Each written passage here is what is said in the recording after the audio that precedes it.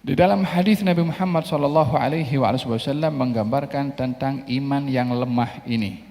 Katanya akan datang fitnah di akhir zaman ini yang perumpamaannya umpama malam yang gelap.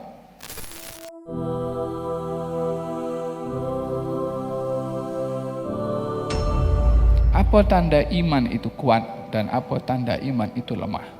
Bila diuji akan kita tahu iman seseorang itu kuat atau lemah. Bila diduga akan diketahui iman seseorang itu kuat atau lemah. Oleh sebab yang demikian Allah berfirman dalam Al-Quranul Karim, ahasiban nasu an yutraku ay yaqulu amanna wa hum la yuftanun. Adakah mereka manusia menyangka, mengatakan kami beriman, lalu tidak mahu difitnah, tidak mahu diduga, tidak mahu diuji? Adakah itu pemahaman mereka tentang iman? Soalan dari Allah ini bukan ingin jawaban, tapi hairan kalau ada orang mendakwa beriman tapi tak mau diuji. Pelik, karena iman itu identik dengan ujian. Untuk memberikan kekuatan pada iman, untuk mengetahui kekuatan iman, itu ukurannya ada pada ujian. Walaqad fatanna alladhina min qablihim fala ya'lamanna Allahu alladhina shadaqu wa la ya'lamannal kadhibin. Kami, Allah sudah menduga, menguji kepada orang-orang sebelum kamu yang mendakwa beriman untuk untuk kami mengetahui siapa di antara mereka yang betul dalam iman dan siapa di antara mereka yang dusta dalam iman. Benarnya iman atau dustanya iman diukur dengan ujian. Bila orang itu diuji oleh Allah Subhanahu wa taala, baik itu diuji dengan nikmat sejauh mana ia bersyukur, atau ia diuji dengan musibah sejauh mana ia bersabar. Saya ingat banyak kali saya jelaskan di sini, ujian itu tak selalunya yang kita tak suka. Tapi ada kalanya orang itu diuji dengan sesuatu yang ia suka. Orang suka duit, duit itu ujian. Orang suka jawatan, naik pangkat, dugaan itu ujian. Selalunya orang naik pangkat dia serono, ujiannya lebih berat.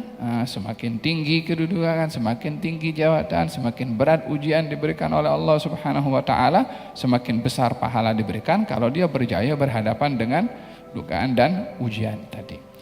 Dan dengan demikian, antara wasilah asbab untuk kita memberikan kekuatan pada iman yang diungkapkan oleh Allah pada ayat ini, kekuatan iman itu pada itmi'nan. Itmi'nan, tenang. Ketenangan di dalam keimanan seseorang, di dalam hatinya, itu adalah dengan berzikir kepada Allah Subhanahu wa taala sebagaimana ayat ini. Alladzina amanu wa tatma'innu qulubuhum bidzikrillah. Orang-orang yang beriman dan rasa tenang, sakinah, nyaman ketika berzikir kepada Allah Subhanahu wa taala. Kita di sini Allah menyebutkan kaitan iman dengan zikir. Apa kaitan iman dengan zikir? Kuatnya iman dengan zikir diungkapkan dengan tenang. Itmi'nan. Itmi'nan itu daripada artinya tenang atau sakinah. Tenang atau sakinah.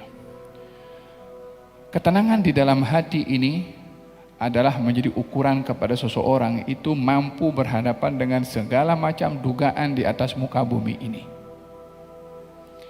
Bila hati ini tidak kuat pada imannya, sedikit diduga agamanya boleh dijual, marwahnya boleh dikorbankan, prinsipnya boleh diketepikan. Apa sebabnya? Imannya lemah, tidak mantap, tidak kuat. Di dalam hadis Nabi Muhammad sallallahu alaihi wasallam menggambarkan tentang iman yang lemah ini. Katanya akan datang fitnah di akhir zaman ini yang perumpamaannya umpama malam yang gelap. Malam itu sudah gelap. Tapi Nabi memberikan perumpamaan fitnah dengan malam yang gelap. Karena kalau seorang dalam gelap itu tak boleh nak mengesan sesuatu. Gelap, nak tahu pintu keluar tak tahu, nak mencari sesuatu di kawasan gelap tak boleh nak jumpa. Demikian fitnah bila berlaku di akhir zaman, sukar orang untuk membedakan mana yang betul, mana yang salah. Sukar seseorang untuk memenangi atau dapat selamat daripada fitnah itu, karena dahsyatnya fitnah digambarkan dengan gelapnya malam. Kemudian kata baginda Rasulullah, fitnah itu bila berlaku, yang gelap tadi, gambarannya orang itu pagi menjadi beriman, petang jadi kafir. Ada orang petang dia beriman, pagi dia kafir. Cepatnya perubahan seseorang daripada keimanan kepada kekufuran. Kemudian yabi'u dinahu bi'aradin minad dunya. Orang yang terkena fitnah tadi akan menjual agamanya dengan sedikit daripada keduniaan. Cabaran kepada iman itu adalah keduniaan. Apa maksud menjual agama? Karena dengan sedikit, kalimat bi'aradin, arad ini sedikit daripada keduniaan. Dunia itu pun di mata Allah sudah hina, ini pun sedikit saja daripada keduniaan. Dia menjual agamanya. Apa maksud menjual agama? Menjual agama, menggunakan agama untuk kepentingan pribadi. Menjual agama, mengetepikan prinsip akhlak dengan sikap yang bertentangan dengan akhlak, yakni menjual menjual jujur dengan berdusta, menjual amanah dengan berkhianah, menjual adil dengan zalim.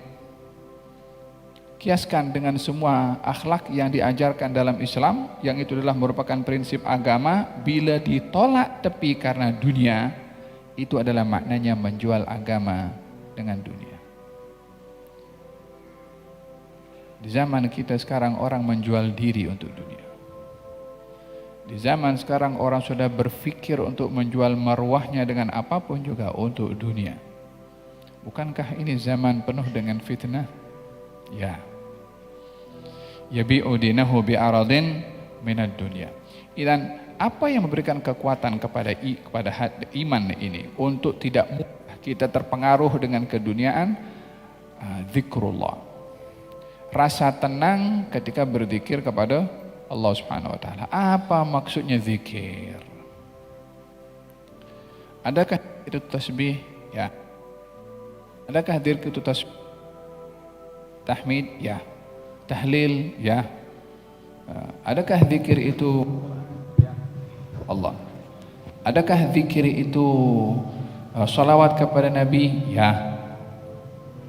Semua ketaatan itu zikir. Semua perbuatan meninggalkan maksiat juga zikir.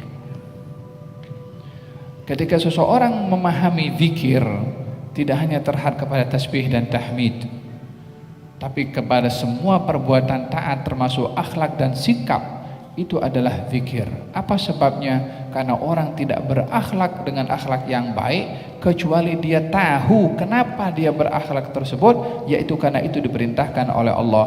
Sementara zikir itu adalah mengingati Allah Subhanahu wa taala.